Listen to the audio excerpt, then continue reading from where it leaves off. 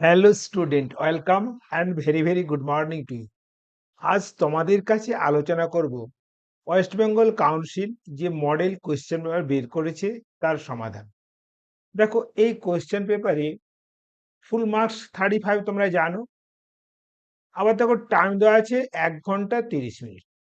ওকে, আর বলেছে এই প্রশ্নপত্রে মোট 6টি অংশ আছে, আর এই যে তাদের 35টি প্রশ্ন আছে। শিক্ষার্থীর প্রদত্ত নির্দেশ মেনে সমস্ত প্রশ্নের উত্তর দিতে হবে। প্রত্যেক প্রশ্নের পূর্ণমান 1। গণকযন্ত্রের ব্যবহার কঠোরভাবে নিষিদ্ধ।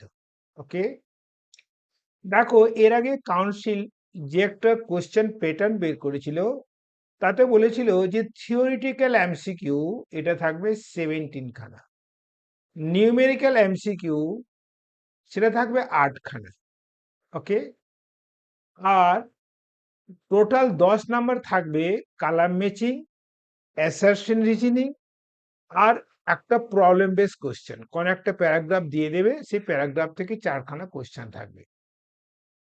তাহলে দেখো, যেহেতু কোশ্চেন টাইপ এক টাইপ, দুটো টাইপ আর 3টে টাইপের, 3টের জন্য একটা কালাম ম্যাচিং, একটা অ্যাসারশন রিজনিং, আর একটা কি বলতো প্রবলেম বেস, তাহলে 5টা গ্রুপ হওয়ার কথা। আর আমি পুরো প্রশ্নটা দেখেছি একবার, তাদের দেখলাম যে এরা যে আগে সার্কুলার দিয়েছিল সেই সার্কুলারটা এরাই পুরোপুরি পালন করেনি, অর্থাৎ 17টা থিওরি কোশ্চেন নেই। ওকে, আর কালাম ম্যাচিং, অ্যাসারশন রিজনিং, আর কি বলতো প্রবলেম বেস কোয়েশ্চেন, তাহলে 10 নাম্বার বলেছিল, কিন্তু 10 নাম্বার থেকে বেশি দিয়ে দিয়েছি। ফলে নিজের নিয়ম এরা নিজেরাই মানেনি। আবার দেখো, এই ফিজিক্সের স্পেলিংটা দেখো, মানে এর যে কোয়েশ্চেন করেছে সেই কোয়েশ্চেনটা কারেকশন করার লোক নেই। আর বলি, এইখানে এমন কিছু কোয়েশ্চেন বড় বড় দেওয়া হয়েছে যেগুলো মেন বা ওয়েস্ট বেঙ্গল জয়েন্ট এসেছে। তো ক্লাস 11-এ এই 35 নাম্বার কোয়েশ্চেনে এত জটিল কোয়েশ্চেন দেওয়া, আমার মনে হয় ওই কোয়েশ্চেনগুলো বাদ দিলে ভালো করতে। কারণ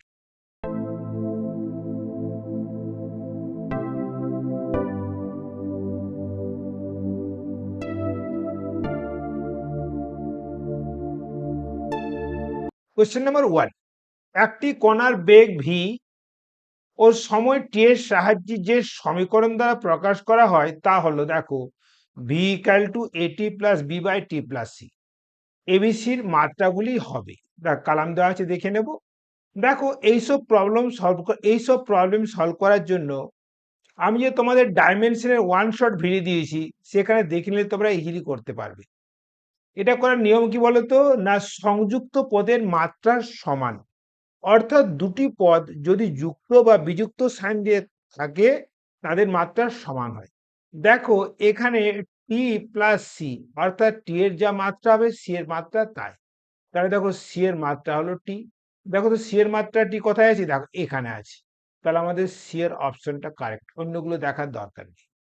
কোয়েশ্চেন নাম্বার 2, ভর ও দ্রুতি পরিমাপের শতকরা ত্রুটির মান যথাক্রমে 2% এবং 3%। তার মানে কি বলতো, ডেল্টা এম বাই এম এটা দেওয়া আছে 2%, এবং দ্রুতি যদি ভি ধরে নিই তাহলে ডেল্টা ভি বাই ভি এটা দেওয়া আছে কি বলতো 3%। আমাদের বের করতে হবে কি বলতো গতিশক্তি পরিমাপের ত্রুটি কত, অর্থাৎ ডেল্টা ই বাই ই এটা আমরা বের করব।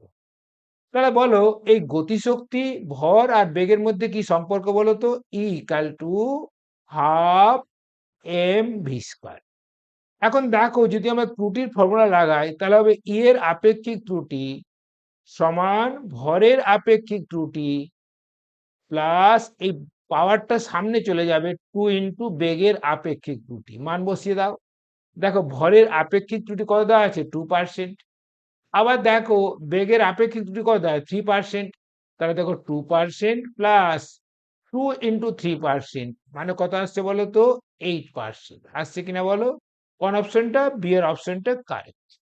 3 নম্বরের কোশ্চেনে যাই, একটু ভালো করে দেখে নাও। দেখ, এটা সংজ্ঞা থেকে পারবে, অর্থাৎ থিওরির কোশ্চেন। যে 17টা বলেছিলাম থিওরি থাকবে, সেই 17-এর মধ্যে একটা হলো। 3 নাম্বার, দুটি ভেক্টর এ ভেক্টর ও বি ভেক্টর পরস্পরের সঙ্গে থিটা কোণে আনত। এটা দেওয়া আছে, উভয়ের সঙ্গে লম্ব অবস্থিত একক ভেক্টর কত। মানে এ ভেক্টর এবং বি ভেক্টরের উভয়ের সঙ্গে লম্ব যে ভেক্টরটি সেটা কত হবে, এটা জানার জন্য আমরা জানতে হবে কি বলতো ক্রস গুণের সংজ্ঞা। এ ক্রস বি সমান কি বলতো A B sine theta N cap. Okay, তাহলে এখান থেকে এন ক্যাপ বের করে নাও, তাহলে এখান থেকে এন ক্যাপ বের করলে কত হবে বলতো A vector cross B vector by A B sine theta. তাহলে সি এর অপশনটা কারেক্ট। 4 নম্বর কোশ্চেন যাই, দেখে নাও 4 নম্বর একটু ভালো করে দেখো। ইয়াস, 4 নম্বরটা গ্রাফ দিয়ে সলভ করলে বেস্ট হবে, তাই না?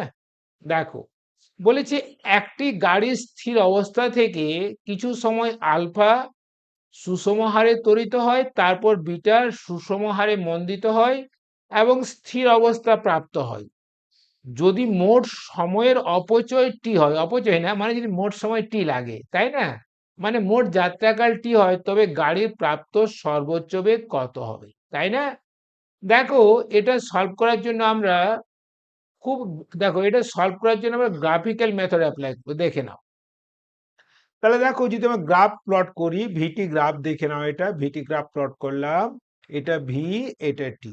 দেখো স্থিরাবস্থা থেকে যাত্রা শুরু করেছে, আবার স্থিরাবস্থায় ফিরে এসছে। এটা আলফা ত্বরণ, বিটা মন্দন। দেখো মোট সময় টি, তাহলে টি1 হচ্ছে ত্বরণের সময় আর টি2 হচ্ছে কি বলতো মন্দনের সময়। তাহলে মোট সময় টি ইকুয়াল টু কি হবে বলতো টি1 প্লাস টি2 হবে কিনা বলো। তাহলে বলো, তোমরা জানো যে বেগ সময় লেখচিত্রের নতি ত্বরণ নির্দেশ করে। তাহলে যদি সর্বোচ্চ বেগ ভি হয়, তাহলে আলফা ইকুয়ালস টু হবে ভি বাই টি1। তাহলে এখান থেকে বলো তো টি1 কি লিখতে পারো, এখান থেকে লিখতে পারো আলফা বাই, এখান থেকে টি লিখতে পারবে বলতো কি বলতো ভি বাই আলফা। অনুরূপে এখানে টি2 লিখতে পারবে কি বলতো ভি বাই বিটা। দেখো এই টি1 প্লাস টি2 ইকুয়াল টু টি এর মানটা এখানে বসিয়ে দাও। তাহলে দেখো টি1 কত বলো V by alpha plus V by beta equal to কি বলতো টি। এলসিএম করে নাও, কত আসছে আলফা বিটা, এটা ভিটা যে ইয়ে নাও, তাহলে কি আসছে alpha plus beta into T.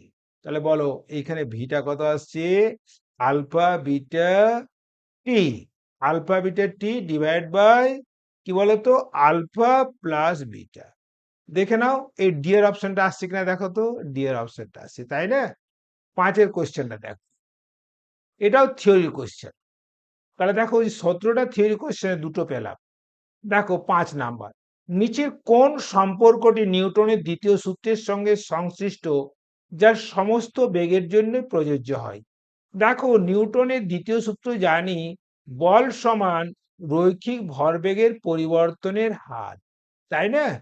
তাহলে এটা ডি বা ডিডিটি অফ কি বলতো এম ভি, কোনটা বলতো, দেখো এটা কিনা বলো, এটা ভেক্টর সাইন দিয়ে দাও। ওকে, 6-এর কোয়েশ্চেনটা ভালো করে দেখো, পড়ো, দেন সলভ করার চেষ্টা করো। ও মাই গড, 6-এর কোয়েশ্চেনটা তোমাদের ইলাস্টিসিটি কোয়েশ্চেন। যাক, আমরা নিউটন দিয়ে সলভ করার চেষ্টা করি, কিন্তু এটা অবিচার করা হয়েছে। দেখো 6, যখন টানের মান 5 নিউটন, তখন একটি স্থিতিস্থাপক তারের দৈর্ঘ্য হয় এক্স। যখন 7 নিউটন তখন দৈর্ঘ্য হয় ওয়াই। আর যখন 9 নিউটন তখন দৈর্ঘ্য কত হবে। খুব সিম্পল, তোমরা ভালো করে দেখো, একটু ছবিটা এঁকে নি। যখন 5 নিউটন বল প্রয়োগ করেছি তখন দৈর্ঘ্য এক্স, যখন 7 নিউটন বল প্রয়োগ করেছি তখন দৈর্ঘ্য ওয়াই, আর যখন 9 নিউটন বল প্রয়োগ করেছি তখন দৈর্ঘ্য কি বলতো জেড। তো দেখো এর অরিজিনাল দৈর্ঘ্য এল ধরে নাও। তাহলে যখন 5 নিউটন বল প্রয়োগ করেছি তখন দৈর্ঘ্য বৃদ্ধি কত হলো বলতো এল মাইনাস এক্স। তো দেখো বল বাই বলের জন্য দৈর্ঘ্য বৃদ্ধি ইকাল টু বল বাই আবার এই বলের জন্য দৈর্ঘ্য বৃদ্ধি, সরি সরি সরি সরি, এটা হবে এক্স মাইনাস। এটা কি বলতো বল বাই বলের জন্য দৈর্ঘ্য বৃদ্ধি, আবার 9 বাই কি বলতো বলের জন্য দৈর্ঘ্য বৃদ্ধি, অর্থাৎ জেড মাইনাস এন। দেখো এই প্রথম দুটোর সম্পর্ক থেকে আমরা এলটা বের করে নিই। তাহলে দেখো এখানে লিখতে পারি, দেখো 5y minus 5l equal to কি বলতো 7x মাইনাস 7l। তাহলে দেখো এই 7Lটা এইদিকে নিয়ে এসো, তাহলে দেখো 7L মাইনাস 5L মানে কি হলো 2L ইকাল টু এটা কত আসছে বলো তো 7x মাইনাস 5। তাহলে এই রিলেশনটা আমরা রেখে নিই, এটা পরবর্তীকালে আমাদের কাজে লাগবে, তাই না? এরপরে দেখো এই সম্পর্কটা সমান করি, তাতে আমরা জেড বের করে নেব। তাহলে যদি ক্রস মাল্টিপ্লিকেশন করি তাহলে কত আসছে বলো 7z minus 7L equals to 9y minus 9n। তাহলে দেখো এখানে 7z কত আসে বলো তো, এটা 9y মাইনাস 12, এই 12 মানটা বসিয়ে দাও। তাহলে দেখো এটা 9y মাইনাস 7x প্লাস কি বলতো 5y। তাহলে দেখো এটা আসছে 2y, 2 না, এটা আছে 14y, 14y। দেখো এটা পাচ্ছে, দেখো 9y প্লাস 5y, এটা 14y মাইনাস কি বলতো 7x। আর এটা 7z আছে, তার 7 দিয়ে ভাগ করলে কত হবে বলো, তাহলে z ইকুয়াল টু আসবে 2y মাইনাস এক্স। এসছে কিনা বলো তো 2y মাইনাস এক্স, কোন অপশনটা বলো তো, দেখো এই অপশনটা আসছে কিনা বলো। এরপরে তোমরা সাতের কোশ্চেনটা ভালো করে দেখে নাও। দেখো এটাও থিওরি টাইপের কোশ্চেন। একজন লোক একটি দেওয়ালকে ঠেললো কিন্তু তাকে সরাতে অপারগ হলো। এত জটিল বাংলা কেউ দেয়? সে করলো, কোনো কাজেই করলো না। তাহলে সি এর অপশনটা কারেক্ট। পরে আটের কোশ্চেনটা দেখে নাও। এম্বরের একটি ব্লক এ স্থির ত্বরণ সহ একটি অমসৃণ তলে চলমান হলো। যদি ব্লক ও ভূমির মধ্যে ঘর্ষণ গুণাঙ্কের মান মিউ হয়, তবে শুরু থেকে টি সময় পরবধি বাহ্যিক উৎস কর্তৃক সরবরাহিত ক্ষমতা হবে। দেখো তোমরা জানো ক্ষমতার সমান বল, তোমরা জানো ক্ষমতার সমান বল ইন্টু বেগ, তাই তো? বল এখানে ঘর্ষণ বল, কত বলো তো মিউ এমজি, মিউ এমজি। আর কি বলো তো বেগ, বেগ দেখো ত্বরণ এ আছে, তাহলে টি সময় বেগ কত হবে ভি ইকুয়ালস টু এটি। তাহলে কত হলো বলো তো মিউ এম জি ইন্টু এ টি। কোনটা বলো তো, দেখো বিয়ের অপশনটা কিনা। একটি পাতলা বর্গাকার প্লেটের উপর ভর সুষমভাবে বণ্টিত, যদি তার কর্ণের প্রান্তবিন্দু দুটি স্থানাঙ্ক -2,0 ও 2,2 হয়, তবে পাতের ভরকেন্দ্রের স্থানাঙ্ক কত? দেখো তোমরা জানো কর্ণের মধ্যবিন্দুতে ভরকেন্দ্র অবস্থিত হয়। তাহলে দেখো এই দুটো একটি কর্ণের প্রান্তবিন্দু, তার এদের মধ্যবিন্দু কত হবে -2 প্লাস 2/2 মানে 0, আর 0 প্লাস 2/2 মানে 1। মানে কি বলতো 0,1 হলো ভরকেন্দ্রের স্থানাঙ্ক। এরপরে 10-এর কোশ্চেনটা দেখে নাও। একটি কণাকে একটি বৃত্তাকার পথে ক্রম হ্রাসমান দ্রুতি সহ চলমান করা হলো, নিচের কোনটি সঠিক? কৌণিক ভরবেগ ধ্রুবক, না না না না, যেহেতু ক্রম হ্রাসমান বেগ হচ্ছে কৌণিক ভেবে তাহলে কৌণিক ভরবেগ ধ্রুবক নয়। কৌণিক ভরবেগের কেবল, কৌণিক ভরবেগের কেবল দিক ধ্রুবক থাকে। ইয়াস, কৌণিক ভরবেগের দিকটি ধ্রুবক, কারণ মান ধ্রুবক নয়। কারণ কৌণিক ভরবেগ সর্বদাই কোন দিকে বলতো অক্ষ বরাবর ক্রিয়াশীল হয়। অর্থাৎ কি বলতো এই বিয়ের কোশ্চেনটি, বিয়ের অর্থাৎ বিয়ের অপশনটি কারেক্ট। গ্রুপ বি দেখো। দাবি, একজন লোক একটি উচ্চতা থেকে বালির স্তূপে পড়লে যে আঘাত পায়, সে যদি একই উচ্চতা থেকে সিমেন্টের মেঝের উপর পড়ে তবে তার চেয়ে বেশি আঘাত পায়। এটা ঠিক, কারণ বালিতে বেগটা আস্তে আস্তে গিয়ে জিরো হয়, কিন্তু সিমেন্টের মেঝেতে দ্রুত জিরো হয়। তাহলে এটা ঠিক আছে। সিমেন্টের মেঝে, সিমেন্টের মেঝে কর্তৃক প্রদত্ত ঘাত বালির স্তূপ কর্তৃক প্রদত্ত ঘাত অপেক্ষা বেশি হয়। ঠিক আছে, দুটোই কারেক্ট, কিন্তু কারণটা দেয়নি, ফলে এটা বি অপশনটা কারেক্ট, এ নয়। এরপর 12 কোশ্চেন দেখো। একটি স্প্রিং এর স্থিতিশক্তি ও স্প্রিং সংকোচন ও প্রসারের মধ্যে লেখচিত্র সরলরৈখিক, না না না না না, equal to half K x square. তাহলে ই আর এক্স এর লেখচিত্রটা কি বলতো? প্যারাবোলিক, তাই না? এইরকম। তাহলে এটা ভুল। তাহলে দেখো প্রথমটা ভুল, এবার দ্বিতীয়টা দেখে নাও। প্রসারিত বা সংকুচিত স্প্রিং এর স্থিতিশক্তির প্রসারণ বা সংকোচনের বর্গের সমানুপাতিক। ইয়াস, এটাই বলেছি। তাহলে দেখো এই দাবিটা ভুল কিন্তু এই যুক্তি কারেক্ট। তাহলে এটা কি বলতো? এই ডি অপশনটি কারেক্ট, গ্রুপ সি। দেখো নিচের প্রদত্ত চিত্রভিত্তিক চিত্রগুলি পর্যবেক্ষণ করে সঠিক উত্তর বেছে নাও। একটি সরেখা বরাবর চলমান একটি কণার বেগের পরিবর্তন নিচের চিত্রে প্রদত্ত। 4 সেকেন্ডে কণা কর্তৃক অতিক্রান্ত দূরত্ব কত হবে? তাহলে দেখো তোমরা জানো বেগ সময় লেখচিত্রের ক্ষেত্রফল কি নির্দেশ করে? না, অতিক্রান্ত দূরত্ব। তাহলে ক্ষেত্রফল বের করে নি। তাহলে দেখো এই 1 সেকেন্ডে যে দূরত্ব যাচ্ছে সেটা কত বলো তো? এই ত্রিভুজের ক্ষেত্রফল কত? হাফ ভূমি ইন্টু উচ্চতা। তাহলে হাফ ভূমি কত? 1, উচ্চতা কত? 10। তাহলে কত হলো? 10 হলো এটা। তাহলে এই হলো 10। তারপর দেখো 1 থেকে 2 সেকেন্ড আয়তক্ষেত্রের ক্ষেত্রফল কত? এটা হলো 20। আবার দেখো এখানে দেখে নাও 2 থেকে 3 সেকেন্ড ট্রাপিজিয়ামের ক্ষেত্রফল। দেখো ট্রাপিজিয়ামের এই বাহুটা কত? 20, আর এই বাহুটা কত? 10। তাহলে 20 প্লাস 10/2 মানে কত? 15 ইন্টু 1 মানে এটা হলো 15। আর এটা কত আসছে বলো তো? 10 ইন্টু 1 মানে 10। তাহলে কত পেলে? 10 আর 20 30, 30 45, 55। তাহলে 55 মিটার হলো অতিক্রান্ত দূরত্ব। বোঝা গেল?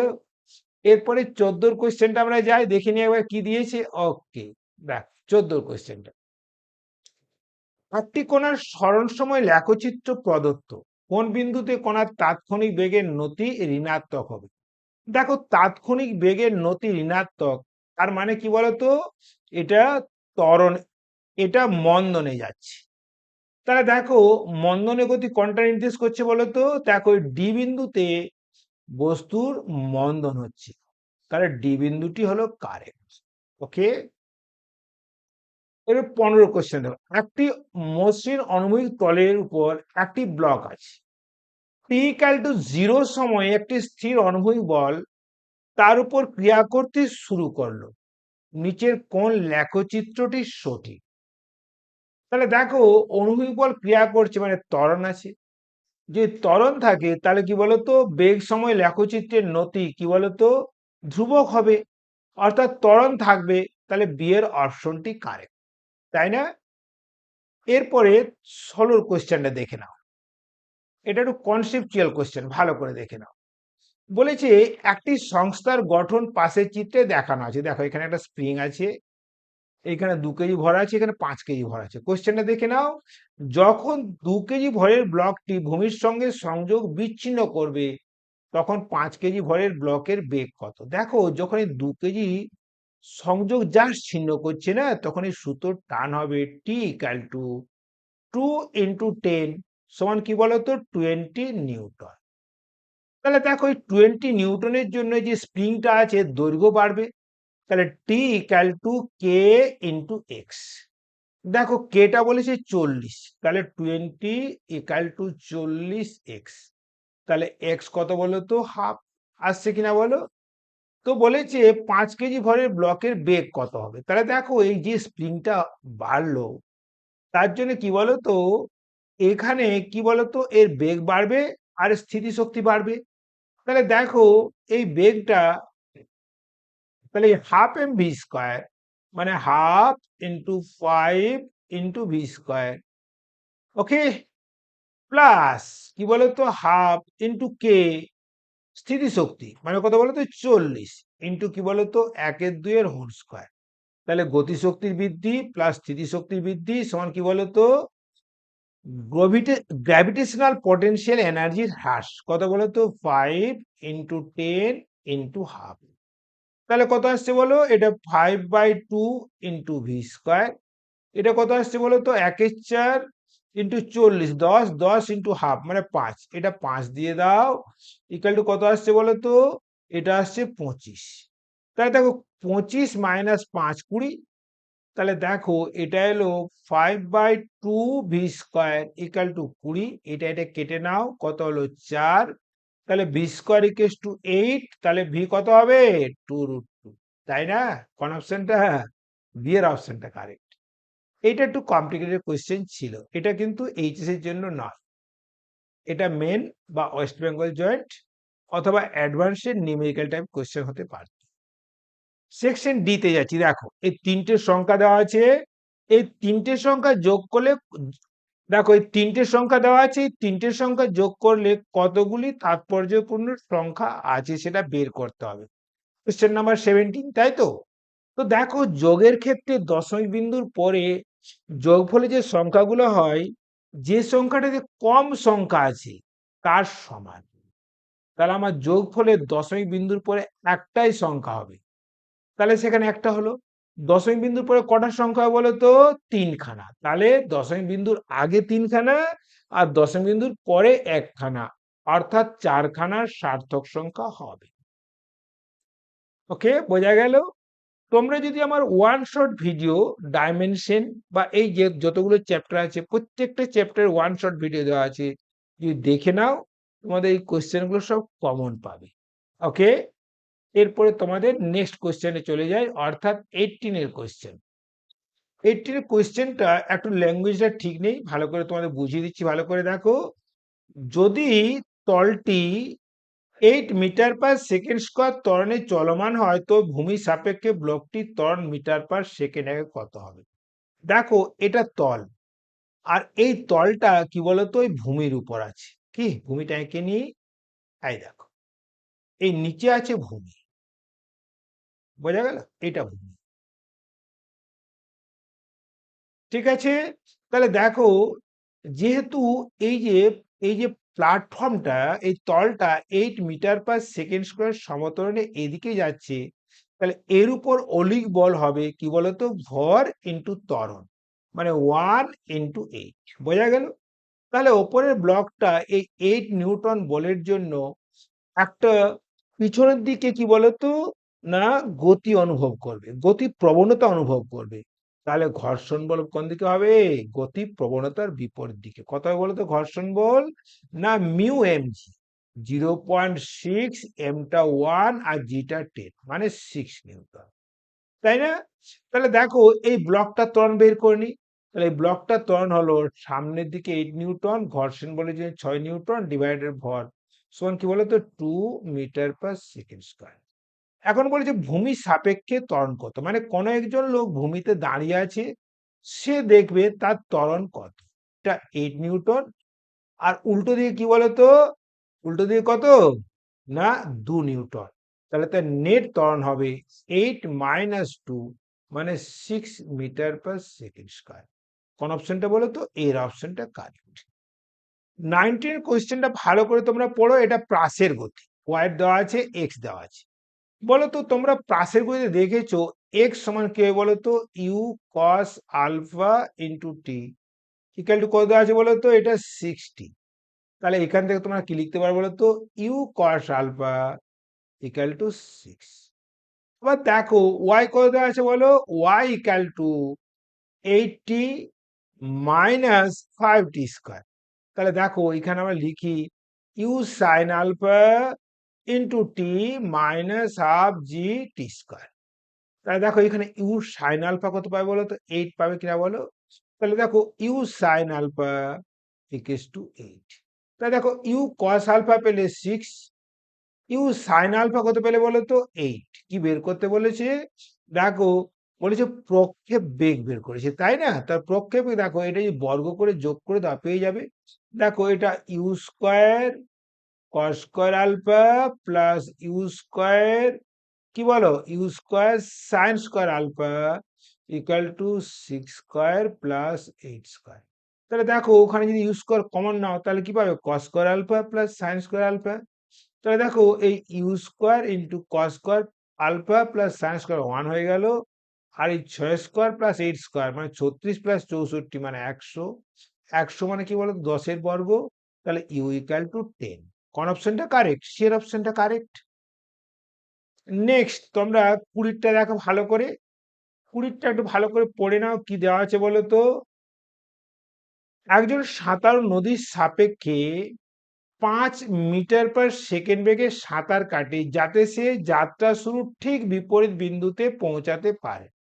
তার মানে কি বলতো, কম দূরত্বে নদী পারাপার।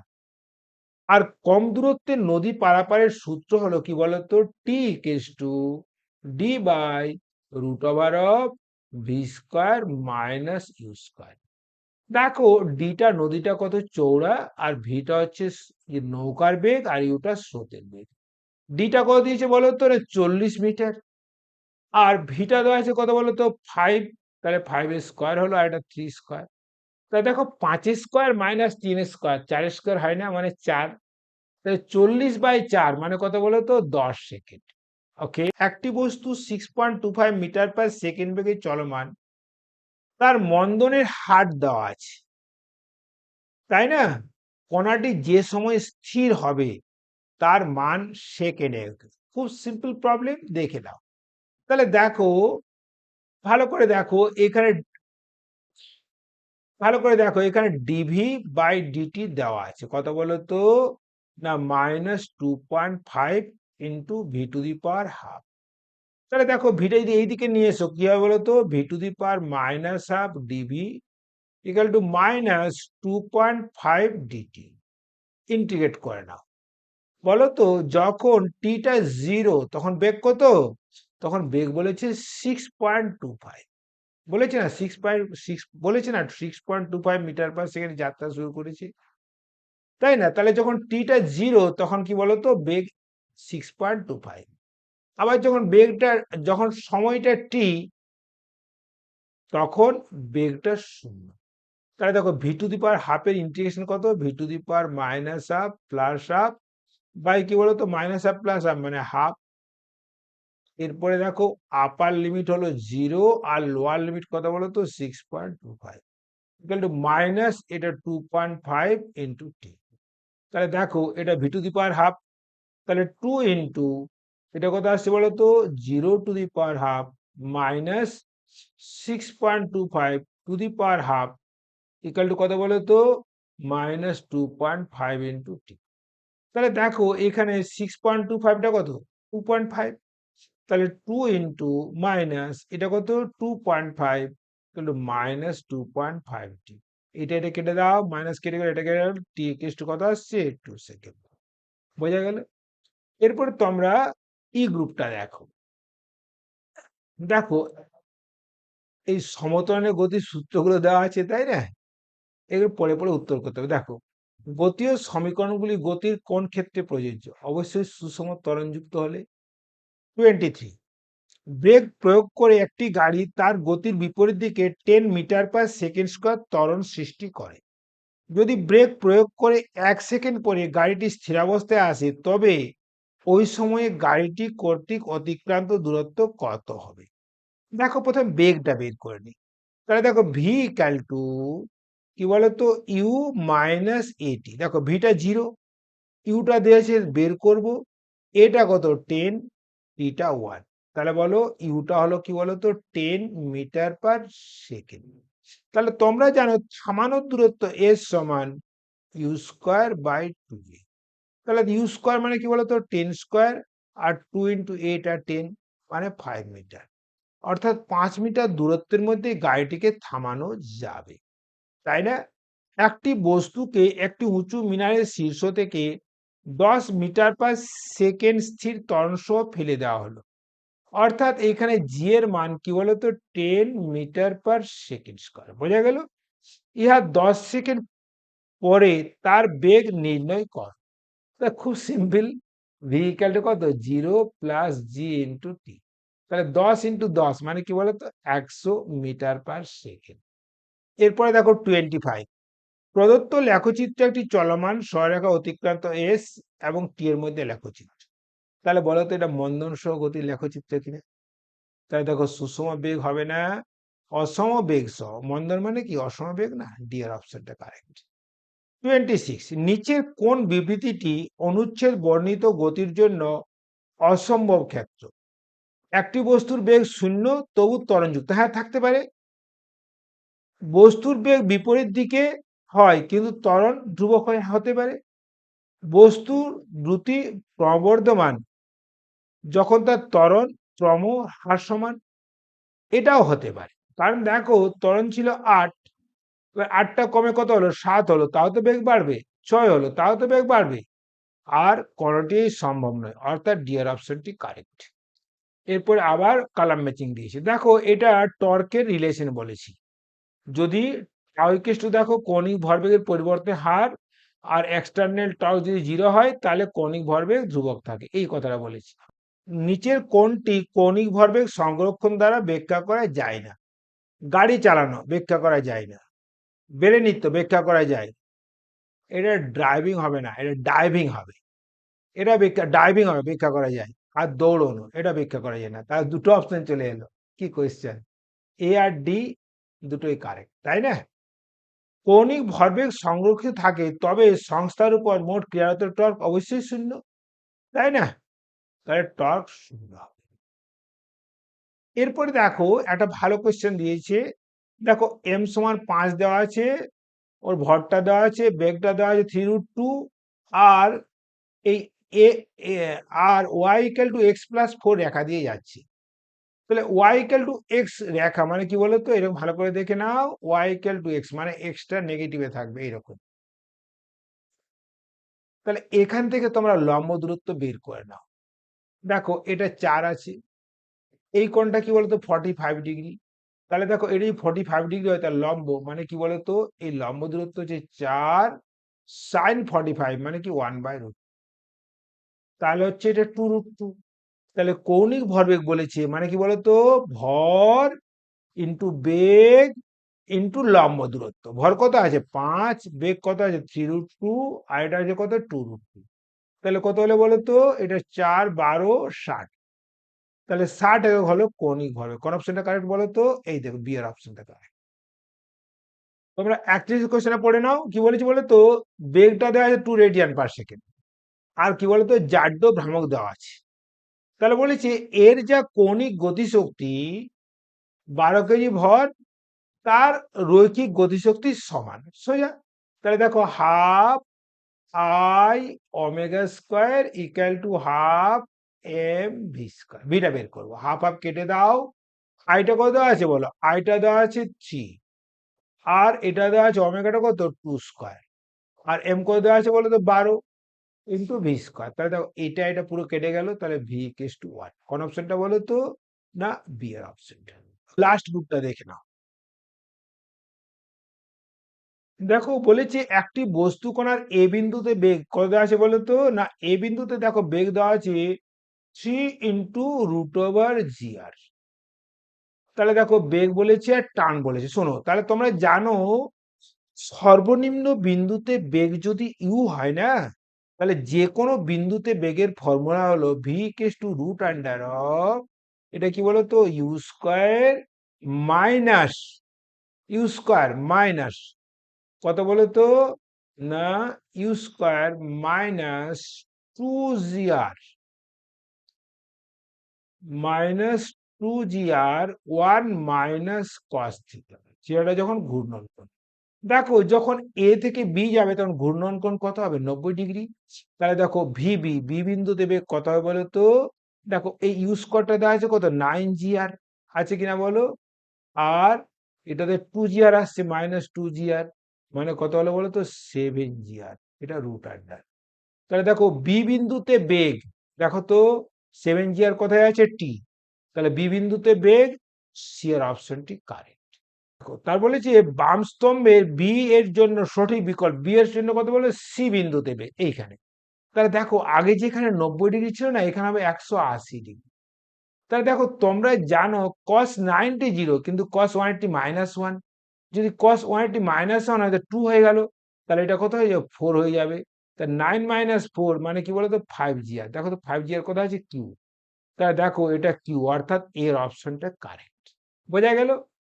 এরপরে তোমরা দেখো ভালো করে দেখে নাও, লাস্ট দুটো অপশন দেখে নাও।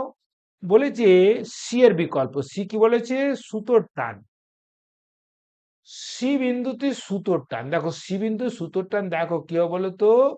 না, যে টি ধরে নি তার টি হবে এটা ওই সি বিন্দুতে বেগ কত 5g আর তার whole square by R into M minus mg। তাহলে কত হলো 5mg মাইনাস mg মানে 4mg। দেখো তো 4mg কোথায় আছে বলো তো, 4mg টা ইউ, দেখো হবেই না। তাহলে দেখো 33 টা কি হবে বলো তো, না 33 অপশন হবে ইউ। ওকে, তারপর দেখো বাম স্তম্ভের ডি বিন্দুর জন্য সঠিক বিভব, ডি বিন্দুতে টান, ডি বিন্দু সুতোর টান, ডি বিন্দু বেগ কত পেয়েছিলাম বলো তো 7mg, না 7, এটা তাহলে টান হবে কি বলো তো 7g আর পেয়েছিলাম না, কত পেয়েছিলাম বলো তো বেগটা, বেগটা পেয়েছিলাম আমরা √7g আর, তাই তো, কারণ এখানে 2 মাইনাস হয়েছিল, হ্যাঁ 7g আর, তাহলে এটা হবে 7mg, 7mg কত বলো তো 7mg কোথায় আছে বলো তো, টান পি। তাহলে দেখো লাস্টের কোশ্চেনটা হলো পি। ওকে, ভিডিওটি দেখার জন্য অনেক অনেক ধন্যবাদ। ভিডিওটি ভালো লাগলে এবং তোমাদের জন্য হেল্পফুল হলে লাইক করবে, এবং এরকম ভালো ভালো ভিডিও পাওয়ার জন্য আমার চ্যানেলটি সাবস্ক্রাইব করে নিন। ওকে, থ্যাংক ইউ।